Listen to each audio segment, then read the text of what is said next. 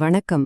இப்போ நாம இருக்கிற இந்த நெருக்கடியான உலகத்த ஒரு நிமிஷம் வெள்ளக்காடா மாறுன நம்ம சென்னையா கற்பனை பண்ணி பாருங்க. நாலா பக்கமும் சுழன்றடிக்கிற அந்த பெரும் வெள்ளத்துல ஒரு மீட்பு பணியாளருக்கு வெறும் ஒரு படகு மட்டும் பத்தாது இல்லையா? தண்ணிக்குள்ள மூழ்கிடாம அவங்கள தடுக்கிறதுக்கு அசைக்க முடியாத ஒரு மன உறுதி கண்டிப்பா தேவை. அந்த மாதிரியான ஒரு உளவியல் கவசத்தை எப்படி உருவாக்குறதுன்னு தான் இந்த எக்ஸ்பிளைனர்ல ரொம்ப ஆழமா பார்க்க போறோம். வாங்க உள்ளே போகலாம். நம்ம சமூகத்துல எப்பவுமே சொல்ற ஒரு விஷயம், மற்றவங்க கிட்ட பச்சாதாபம் அதாவது எம்பதி காட்டுறது தான் மனுஷனோட மிகச்சிறந்த குணம் அப்படிங்கிறது. ஆனா ஒருவேளை அந்த எம்பத்தியே உங்க வீழ்ச்சிக்கான வழியா இருந்தா என்ன பண்றது? கொஞ்சம் யோசிச்சு பாருங்க. ஒரு மீட்பு பணியாளர் வெள்ளத்துல தவிக்கிறவங்கள பார்த்து பரிதாபப்பட்டு அவங்க கூட சேர்ந்து அழுதுகிட்டே தண்ணியில குதிச்சா என்னாகும்? ரெண்டு பேருமே மூழ்கிடுவாங்க, கரெக்டா? அதிக அழுத்தங்கள் இருக்கிற சூழ்நிலையில இந்த பச்சாதாபம் அப்படிங்கிறது நம்மள அழியாமலே நம்மள அழிச்சிடுற ஒரு பொறி. சரி, இப்போ முதல் பகுதிக்கு வருவோம். பச்சாதாப வலை, அதாவது தி எம்பதி ட்ராப். இப்போ வெள்ளத்துல சிக்கியிருக்கிற ஒரு குடும்பத்தை வீட்டின் கூரை மேல நீங்க பாக்குறீங்க. அந்த மக்கள் படுற அதே மரண பயத்தை உங்க மூளையில இருக்கிற மிரர் நியூரான்கள் அப்படியே காப்பி அடிச்சு உங்களையும் உணர வைக்கும். இது ஒரு பயங்கரமான சயின்ஸ். நாமும் அந்த வலியை அப்படியே ஃபீல் பண்ற நிலைக்கு நம்ம மூளை நம்மள கட்டாயப்படுத்துது. இப்படியே தொடர்ந்து உங்க எமோஷன்ஸ் தூண்டப்பட்டுக்கிட்டே இருந்தா அது பெரிய மனச்சோர்வுக்கும் செகண்டரி ட்ராமாக்கும் கூட போய் விட்டுரும். சிம்பிளா சொல்லணும்னா மீட்பு பணி முடியறதுக்கு முன்னாடியே இது உங்களை முழுசா காலி பண்ணிடும். இந்த ஸ்லைட பாத்தீங்கன்னா அந்த வித்தியாசம் உங்களுக்கு தெளிவா புரியும். பாரம்பரிய எம்பதி மாடல் அப்படிங்கிறது உணர்ச்சி வசப்பட்டு வெள்ளத்துல குதிக்கிற மாதிரி, இது உங்க எனர்ஜியும் மொத்தமா உறிஞ்சிடும். ஆனா ராடிக்கல் ரெசிலியன்ஸ் மாடல், அதாவது தீவிர மன உறுதி மாதிரி அப்படிங்கிறது படகுல ரொம்ப ஸ்ட்ராங்கா நின்னுட்டு பாதிக்கப்பட்டவங்களுக்கு ஒரு பலமான கயிற்று வீசுறது, உணர்வுபூர்வமா கொஞ்சம் தள்ளி நிக்கிறது மூலமா ஒரு உயிரை காப்பாத்துறது தான் இங்க உண்மையான புத்திசாலித்தனம். கார்ப்பரேட் கம்பெனிகள்ல ஆட்குறைப்பு செய்யற அதிகாரிகளை பத்தி நடந்த ஒரு ஸ்டடி இத சூப்பரா நிரூபிக்குது. ஆரம்பத்துல வேலை போறவங்கள பார்த்து ரொம்பவே கவலைப்பட்ட அதிகாரிகள் தங்களை அறியாமலேயே ஒரு கட்டத்துல எந்த இமோஷன்ஸும் இல்லாதவங்களா மாறி மொத்தமா பின்வாங்கிட்டாங்க. இத கிரிம் ரீப்பர் விளைவு அப்படின்னு சொல்றாங்க. இதேதான் நம்ம ரெஸ்கியூ ஒர்க்கருக்கும் நடக்கும்.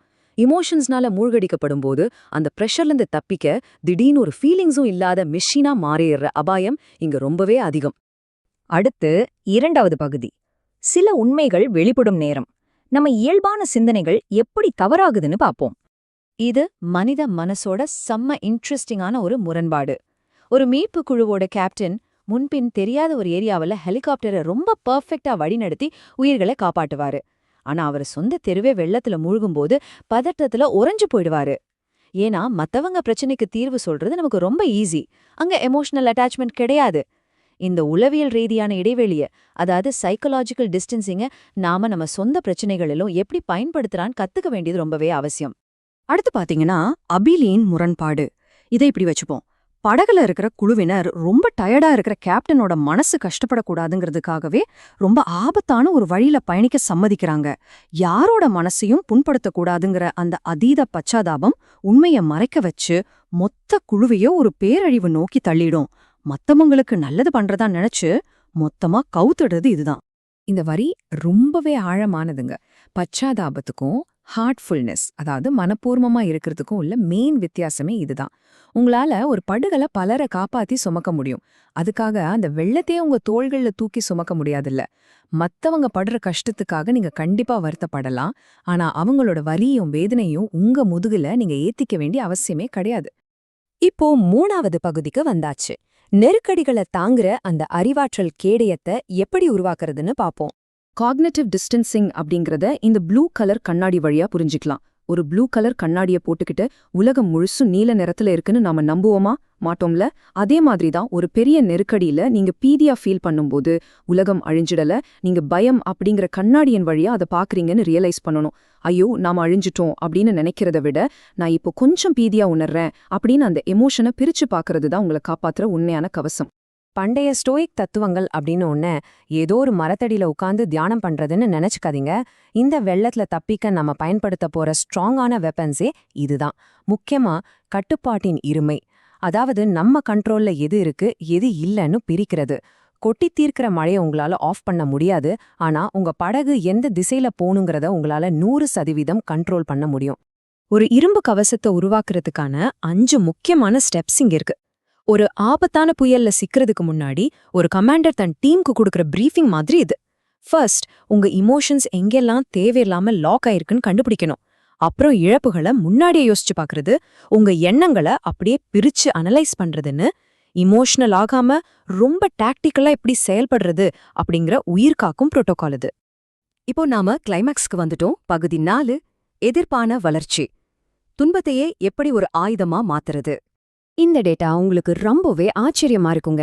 லேசா தூறல் மழை பெஞ்சா மக்கள் சோம்பேறித்தனமா ஃபீல் பண்ணி குறை சொல்லிக்கிட்டே இருப்பாங்க. ஆனா ஒரு மாபெரும் வெள்ளம் மொத்த நகரத்தையும் அழிக்கும்போது அது மனுஷங்களோட சைக்கலாஜிக்கல் இம்யூன் சிஸ்டத்தை உடனடியா தட்டி எழுப்பி நினைச்சு பார்க்க முடியாத வேகத்துல செயல்பட வைக்கும். சின்ன சின்ன பிரச்சனைகளை விட கடுமையான அதிர்ச்சிகள் நம்மள ரொம்ப வேகமா ரொம்ப ஸ்ட்ராங்கா மாத்திடுது. இதுதான் ரியாலிட்டி. இப்போ மனசு உறுதியா இருக்கிறவங்க ஏன் ஊர் எப்படி மூழ்கிருச்சு அப்படின்னு அழுதுகிட்டே உட்கார்ந்திருக்க மாட்டாங்க. அந்த இடிபாடுகளை பார்த்து இனி எப்பவுமே உடையாத ஒரு ஸ்ட்ராங்கான அணைய நான் எப்படி கட்டுறது அப்படின்னு யோசிப்பாங்க. ஏன் எனக்கு அப்படிங்கிற கேள்வியிலிருந்து இத வச்சு நான் என்ன கட்டி எழுப்ப போறேன் அப்படிங்கிற இந்த மனமாற்றம் தான் துன்பத்தை ஆயுதமா மாத்துறது. இதுதான் உண்மையான நிரந்தரமான வளர்ச்சி. சரி, இத பிராக்டிக்கலா எப்படி பண்றது? அதுக்கு நாம ஒரு கமாண்டர் மைண்ட் செட்டுக்கு மாறணும். மீட்பு படகுல உங்களை நீங்க ரொம்ப உறுதியா நிலைநிறுத்திக்கோங்க. பாதிக்கப்பட்டவங்களுக்கு பாதுகாப்பான பாதைய காட்டுற ஒரு மேப் மாதிரி இருங்க.